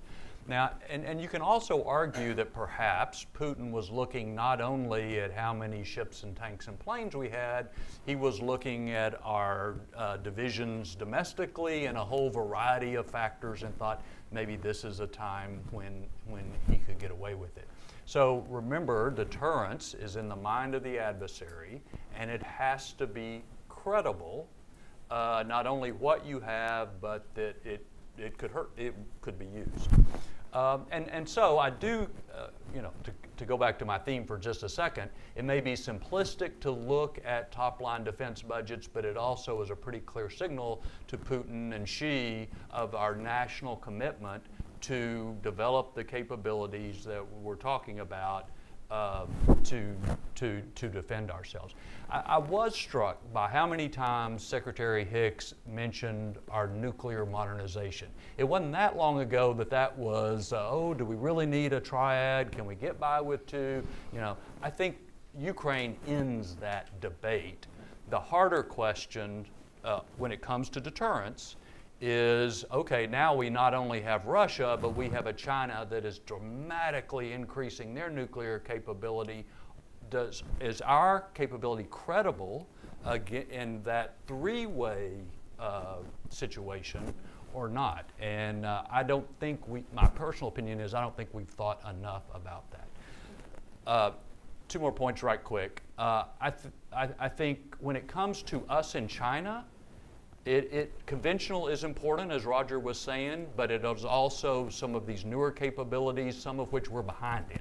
Hypersonics, anti-satellite weapons. They have more data than anybody for AI, for example. So getting those non-traditional defense suppliers on the playing field is essential. But just to go back to Michèle's point, developing this capability or that capability doesn't count for much unless you have the operational concepts to use them. And that was a key finding of the Strategy Commission in 2018, and it's still an area where I'm not sure we're quite up to snuff. Okay, we'll develop a hypersonics and a this and a that, but what are we going to do with it? How are we going to use it? I think that's crucial. Can I add something on top of what Mac said? I think there's the operational concepts, but there's the authorities piece. And when you look at a China-Taiwan scenario, there is I think we need to have a significant debate in Congress about authorities. Because if you have massing of forces on the coast of China, you have indications that they're going to cross the strait, but we can want to be a deterrent by denial and we can want to intervene, but what authorities exist to do that? If you look at the War Powers Act, we can't just introduce forces where hostilities are likely without coming to Congress. And we really aren't clear. I mean, our strategic ambiguity is obviously ambiguous. So, I mean, I think it really is time to have a debate about strategic ambiguity. My personal opinion is I think that we should have strategic clarity. I think we should say that we will come to the defense of Taiwan in order to maintain the status quo. And I think that last part is important. But I think those debates are really not being had in Congress because I think the president is going to need decision time, essentially. And if you're going to wait to come to Congress while they go 140 nautical miles, those things just don't happen that quickly. So I feel like the time is now to be having those debates. Are you saying that you think there should be like an AUMF for well, I think that if we had strategic clarity, I think then everything would fall in behind that, because there would be no question that would be our national policy, that we were going to come to the defense of Taiwan. If we wait to have that debate until there are forces moving, I think that delay will lead to a fait accompli. Because the underlying sort of idea and strategic ambiguity is still supposed to be the idea that the U.S. would defend Taiwan, right? I mean, I think that is an assumption of it, but it also opens up the issue of strategic simultaneity. So, Secretary Flournoy, you said that you think that there's 5 to 7 years before China actually acts on Taiwan in a military perspective, but if they were to speed that up, where the U.S. is right now with this huge investment in Ukraine, helping out with the fight against Russia, the war against Russia, do you think if China were to act on Taiwan today or tomorrow, would the U.S. be able to come to the defense of Taiwan? Is the U.S. ready for that right now? Not the way we need to be. I think that the U.S. would come to Taiwan's defense if the aggression were unprovoked. But all of the wargaming that we read about in Michael Gordon columns and so forth suggests that if we just play with what we have, if we confront this with what we have, it's the results are suboptimal, and there's a lot more risk than we should be accepting in that scenario. So I think there's a lot that needs to be done. I don't want to say that we couldn't deter, but it would be more by cost imposition than by denial. We want to get to the point where we can actually deny their success. I just want to say that I think part of this equation of rapidly fielding new capabilities is sort of building again on what Secretary Lord did when she was Undersecretary for Acquisition, which is really creating a much more like a speedway or a highway for largely commercial technologies to be more rapidly integrated into the force. We need to there are AI tools today that can give us huge decision advantage. They need to be in every COCOM. They need to be, in joint, up and down the entire chain of command. We should be leveraging those now, because if you have more accurate, faster decision than your adversary, that's going to be a huge advantage. There are things today that we could do to build our resilience on the cyber side, in the space side, that we should be investing in right now, largely commercial. Doesn't need a new military requirement, doesn't need to go through the traditional 5,000 acquisition process.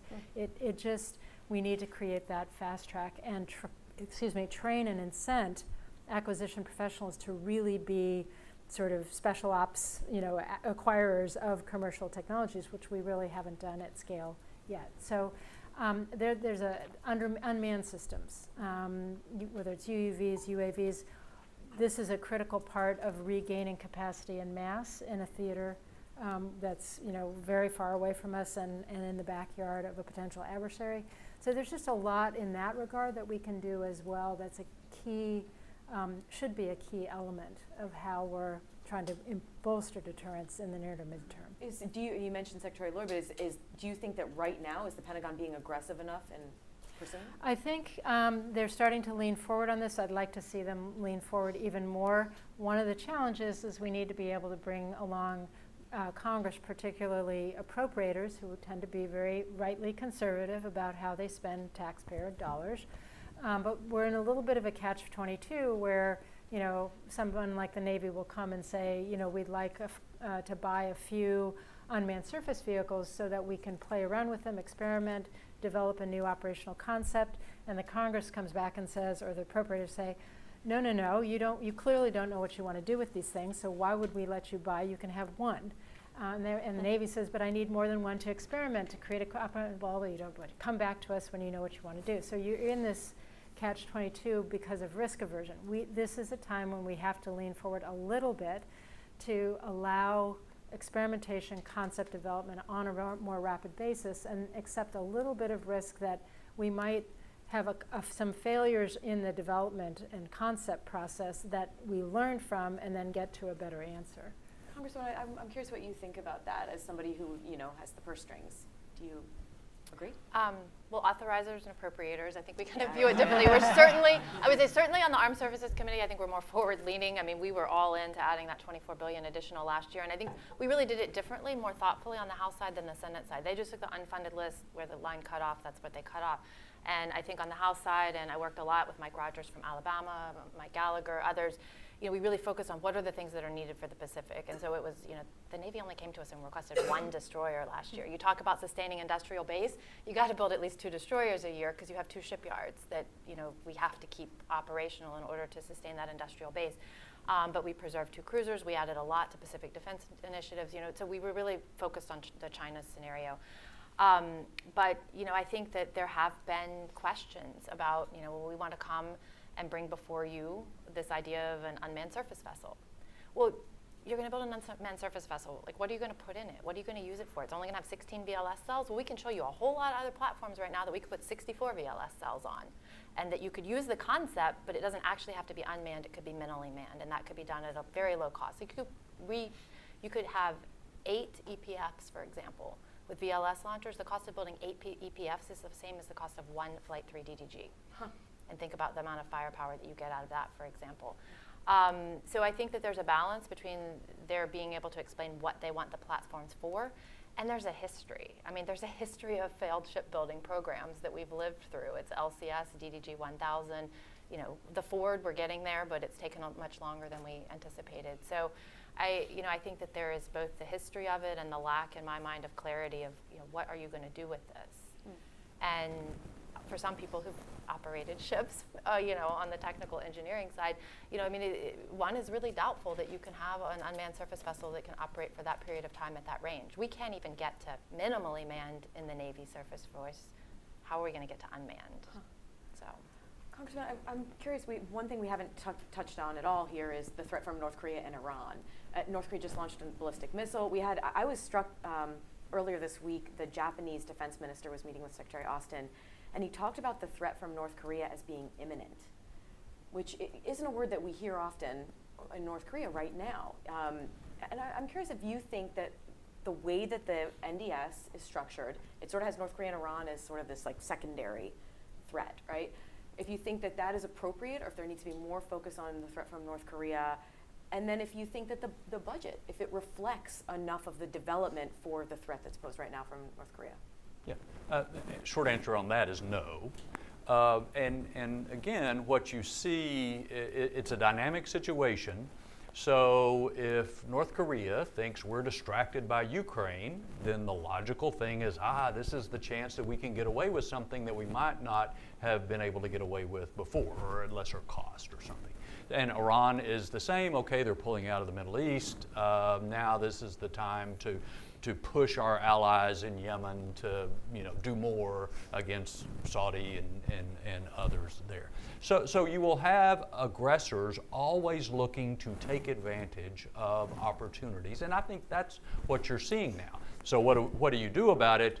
As Elaine said at the beginning, you got to keep your eye on the main thing. For us, as they say in the NDS, the most consequential threat is China. But you also have to have the capability to deter other kinds of aggression, whether it be in Europe, Asia, or the Middle East. And so that does get back to, okay, does a 4% increase that does not keep up with inflation really meet that standard when it comes to implementing? And I don't think it does. If I can chime in just for a second on what they were saying, I do think that there has to be a partnership between the administration and Congress, and there are cultural issues in both the Pentagon and Congress on being able to move at the speed that events require. So if North Korea decides in short order they're going to do something, we have to be able to move appropriately at that speed. And a budget process that takes 2 years to ever even maybe get the money appropriated, before you ever start building something, doesn't cut it. You can't treat everything the same. Carriers and big expensive things are one thing, but a pool of money for AI applications, for example, which the National AI Commission recommended Congress do, more of a portfolio approach for these fast-moving technologies does help, I think.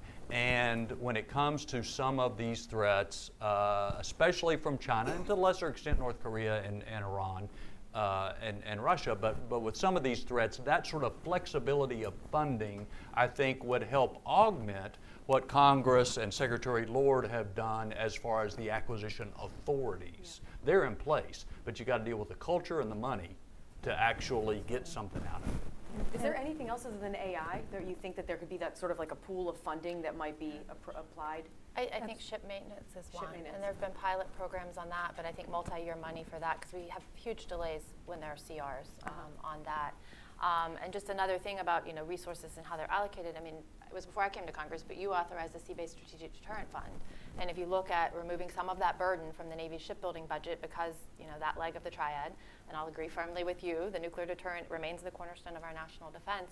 I think we have to keep the Columbia class on track, and being able to relieve some of that pressure from the Navy shipbuilding budget through the Sea-Based Strategic Deterrent Fund. I think the authorizers are always willing to do it, but the appropriators have never appropriated any funds through that. Yeah. The other thing I would add is I think it has to be, AI is important, absolutely, but a broader category of kind of bridge funding for innovation adoption. So right now what you're having is many new innovative technologies being demonstrated or piloted. You go to AFWorks or SoftWorks and you win you're the best in class. And then and wait 18 to 24 months and we'll get you in the program in 24 or 25. And for small companies, it's like, that's a death sentence. I mean, they can't. So we need to have a pool of money that says, now, based on the successful prototype, we're going to continue to develop that capability to get it ready for full-scale production when you can actually get the programmatic funds there. Those kind of bridging funds are absolutely key for a whole range of ready and emerging technologies. One more thing, if I could just say, every time we have a crisis, we make progress in making the system be more responsive and rapid. And then when the crisis is over, we revert back into being stodgy and slow and bureaucratic. There have been amazing innovations in the declassification, use, and sharing of intelligence in this crisis that we should not lose going forward. There have been huge innovations in getting things released and moved into the hands of our allies, and particularly Ukraine, that we should not lose going forward. And so I think part of what we need to do is try to hold on to some of those innovations and some of that progress when the crisis is over. I want to open up to audience in just a moment. Before I do, Congresswoman, I just want to ask you one thing as a Navy veteran. Secretary Hicks spoke about investing in people, and I'm wondering if you think that the current budget does enough of that. Well, this is sort of a personal thing back home. I mean, we've had some tragic losses on the George Washington, for example, recently, 3 suicides in rapid succession, and something similar happened on the George H.W. Bush when they were in unavailability. And I think it is a time, there's always talking about investing in the number of people and in strength. In strength has to match, the platforms, and I think the Navy's budget they presented this year, they're roughly, equal. The requirements are there. But, I think investing in people, especially junior enlisted, I think the Navy, through this process of evaluating what's happened on the George Washington and beyond in the ship repair and availabilities and the stresses on junior sailors there, I think that really highlights some investments that we need to make in people and quality of life, and, in people as well as, how we assign our most junior sailors and what types of environments they work on. So it's multifaceted. It's not just the resources for people, but policies as well. And I think the Navy in their study will come out with some recommendations that will guide us. But, from my own observation, visiting the ship earlier this week, I can and personal experience there, I can say that there really are investments that are necessary to ensure the future health of our force. Are there any recommendations that you're aware of that the Navy is going to make of the study? So I don't know, I can't speak for the Navy, but I can say that, you know, for ships, for example, at Newport News Shipbuilding, there's a carrier RCOH refueling ongoing for perpetuity. We have 8 more carriers to refuel that are either built or going to be built. 40 to 50 years, we will have sailors living in an industrial environment. I think we need to invest in things that don't sound, you know, they're not this sexiest new missile system, but, you know, we have to have the sailors to operate the equipment and to fight the fight. Things such as barracks and single sailor housing and parking. I mean, it sounds very simplistic, but that can add a friction point where people are taking 2 to 2.5 additional hours each way to get to and from work, and then living and working in an industrial environment. So we have to look at those, and we really, I think, our community with partnerships as well. Between federal, state, and local, because I think, you know, having the shipbuilder there is, you know, something that drives the economy in the region. So I think we need to look at pairing across, you know, all levels of government to make sure that we can invest in those things. If I could add a point on talent management, I think all of the services are sort of in a 20th century talent management approach, and could certainly get even more out of the incredible talent that's in service. I'll give you one example. Vast majority of, you know, officers who come out of the academies or NROTC or ROTC or Air Force ROTC programs are STEM graduates. Those are the folks who the scholarships go to, by and large. But once you're in, it's like, you know, you're become an officer of the line. You're going to be placed wherever. Very few people actually use their engineering backgrounds. There's so much STEM talent in the force that we're not actually leveraging because we haven't created career paths that rewards, promotes. You can't make general officer or flag officer as, you know, a technologist. Yeah. It's very difficult. And so I think really, you know, better investing in developing, managing, placing, allocating the talent we have is part of the solution, as well as attracting additional quality talent from outside. And I think building on top of that as well, I think that, you know, in the process of design, procurement, acquisition, we've lost that expertise, the engineering level expertise within the military in uniform. Like, there's no more Rickovers, right? Yeah. And, you know, if it's, you know, marine engineers, ocean engineers, naval engineers, you know, kind of all of that capacity to provide that oversight so we don't go down that path of those, you know, where I feel like there's not enough oversight within the services over those programs, and that leads us down some of those paths of programs that ultimately are not successful. So I think a combination of that with the needs of the services themselves to use that talent to a better effect is important. It's interesting to have that conversation too right now when we're also hearing more about recruiting issues, specifically in the Army right now too. Well, and I would just add, recruiting and retention has been changing over time. COVID accelerated some of those changes. But one of the factors that I think we're still playing catch up on is the family dynamics. To retain, you really have to consider the whole family needs, and I think we're still not quite there yet. Yeah, and that's something that Ash Carter made a priority when he was Secretary of Defense, but then it didn't really seem to catch on. I would also say that this is a place where, you know, there have been some critics who've said, oh, you know, the department's thinking too much about diversity and inclusion. Well, guess what? Diversity and inclusion dramatically increases your recruitment pool. Why should we be focusing our recruitment on half of the population? We need to look at all across the United States, get the best and brightest from every geography, every type of background, every race, creed, color, gender, et cetera, to bring those people in to serve their country. And if you open that aperture, you're dramatically improving your talent pool and your chances of recruiting the best and brightest. So it's not a side issue. It is core to dealing with some of the recruiting, retention, and performance issues that the department, you know, struggles with. I want to take a few questions from the audience. Do we have mics? Want to start? Yeah. Thank you. Jada Frazier, excuse me. I work at the Reischauer Center for East Asian Studies at Johns Hopkins SAIS. First of all, thank you so much for the great conversation. It was really informative. I want to take it back to Taiwan, of course. There's a really interesting poll that came out in March that found that more Taiwanese believe that Japan would come to the defense of Taiwan than believe the United States would come to the defense of Taiwan. The numbers are 43%, Japan, 35%, the United States. Shockingly still, this poll was conducted only a few weeks after the president sent a bipartisan delegation to visit Taiwan, which one of our distinguished panelists was a part of. I wanted to ask all of the panelists if the Taiwanese believe that Japan is more likely to come to the defense of Taiwan. Should we assume that that same thought is being held by CCP leadership?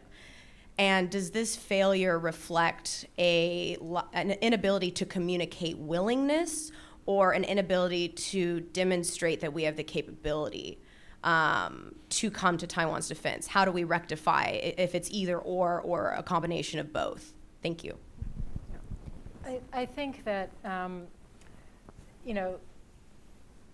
strategic ambiguity does create ambiguity, as the title would suggest. However, I think there are challenges associated with abandoning that policy, particularly in terms of creating a provocation that would get China to act sooner, but also diminishing the space that other allies and partners in the region, can use to be helpful to Taiwan without having to be forced to choose sides. That said, I think we can do a better job of clarifying our commitment and our resolve, both our willingness to defend Taiwan under certain circumstances, meaning if they're not declaring independence and creating the crisis, putting it on themselves. But we can stretch the boundaries of ambiguity by being clearer in our words. But most importantly, we can be clearer in our actions in terms of the extent to which we're helping them with their self-defense, the extent to which we are enforcing international law in and around the Straits, the extent to which we're investing in the right capabilities and showing up again and again and again diplomatically and so forth. I think the biggest problem we have with deterrence right now with China is that China has created this narrative of U.S. inevitable decline, and they've drunk their own Kool-Aid. So they underestimate us seriously. We have to, through our actions and our words over time, demonstrate to them that that is a miscalculation. I think that there's a cautionary tale. If Putin does not succeed in Ukraine, there is a cautionary tale for President Xi. Putin underestimated the Ukrainians, he underestimated NATO and the US and the cohesion and seriousness with which we responded. Xi needs to pause about, because he's at very serious risk of underestimating the US and the international community and how we would respond to unprovoked aggression against Taiwan. Can I just add a couple things? Number one, be careful what you say and follow up and really do what you say. That adds credibility, and I think we're still in a rebuilding credibility mode generally around the world right now. Secondly, I'm not surprised by those numbers, partly because the shift that's happening within Japan is pretty significant. I tell you, I'm still blown away by Germany and the European changes and how encouraging that is. But we shouldn't, take lightly the shift that is also occurring in Japan.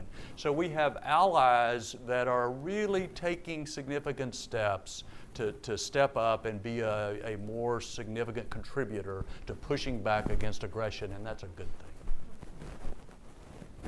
Sir, right there. I don't know if we have a mic somewhere. Thank you, Brad Bowman from the Foundation for the Defense of Democracy. I'm Center of Military Political. Great to see each of you again.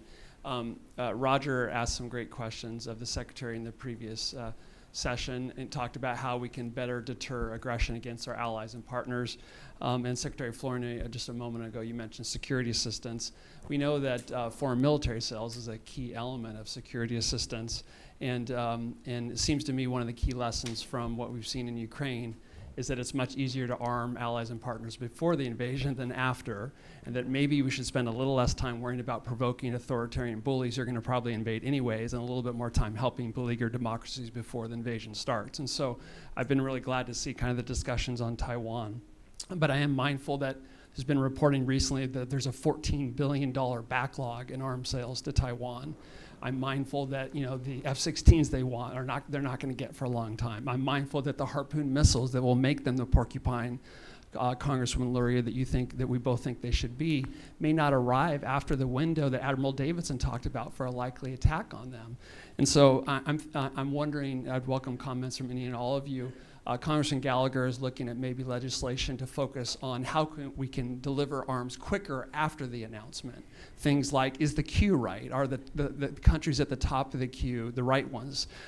What can we provide in terms of interim capabilities? In the meantime, while they're waiting for that, what can we do in advance of delivery on training, right? We know a lot of the prohibitions on training with Taiwan are self-imposed and might be a relic of an earlier time and situation.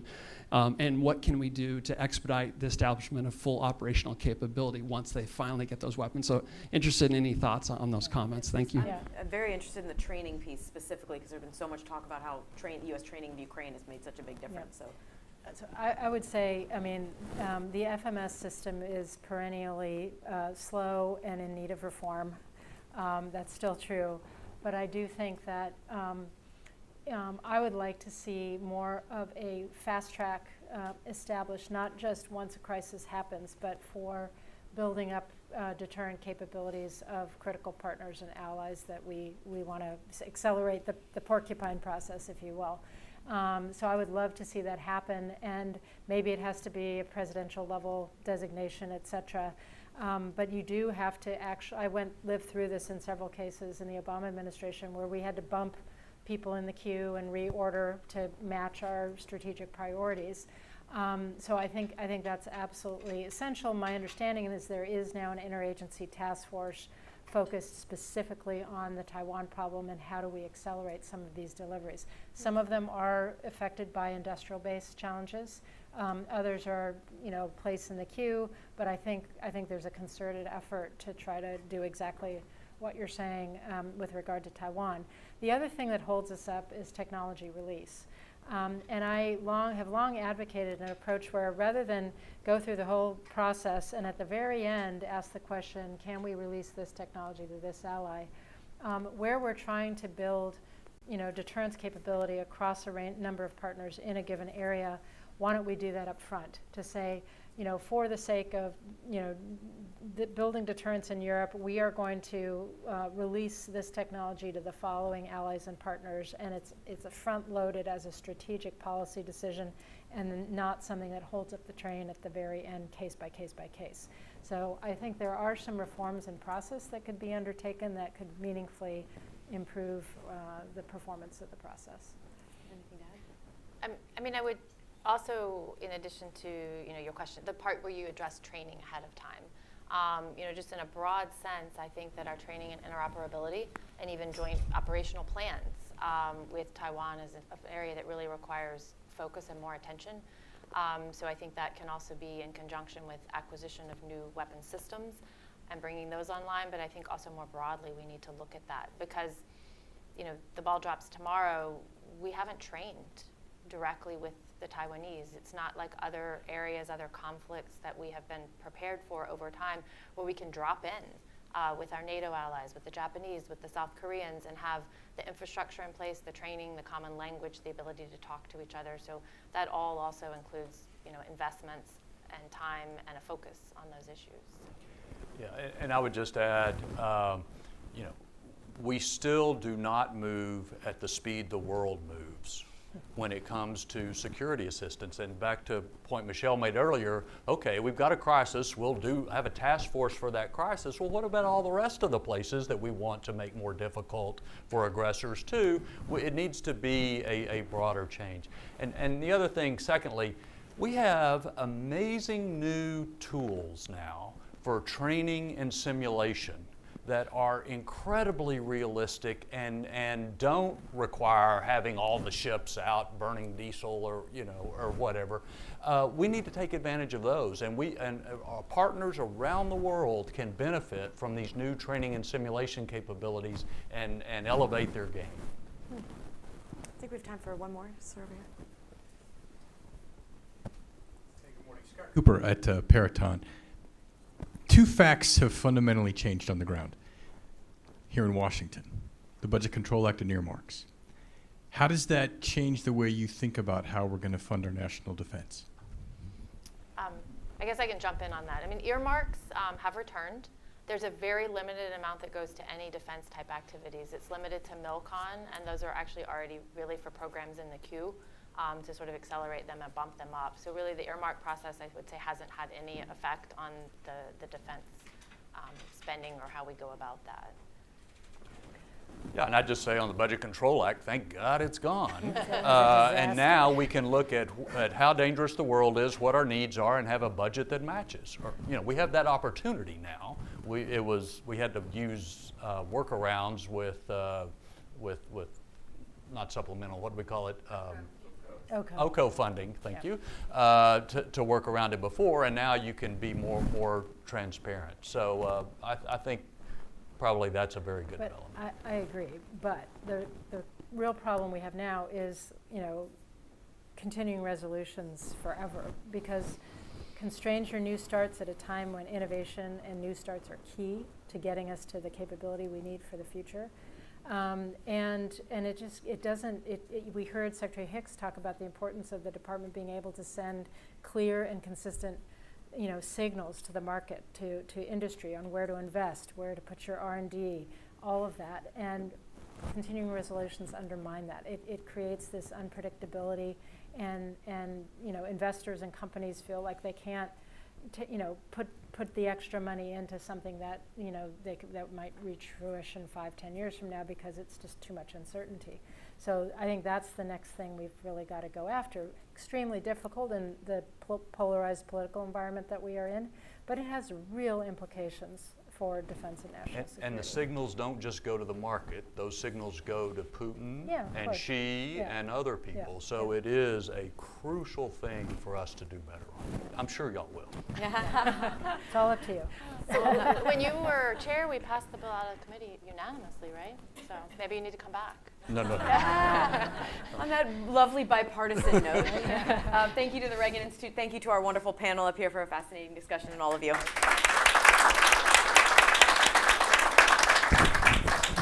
Thank you to Roger, too.